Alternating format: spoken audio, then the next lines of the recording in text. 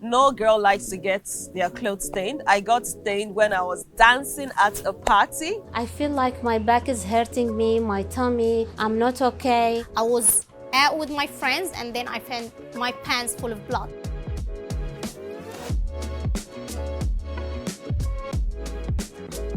Some of the important things girls need to know about periods is that you can't control the day it comes, so always be prepared. Have your kits with you. They can have sanitary towels in there, maybe extra undies, just to make them prepared. This will be in the back, so the girl, it will not be confused if that thing happens, and she can use it easily. When I was young, the only thing we had back in Egypt was pads. It's different age, different generation, so it's different everything. If you are happy with it, introduce them the tampons. If you are very comfortable, take them with you and show them how to use it. Nowadays, they are period undies. It's padded.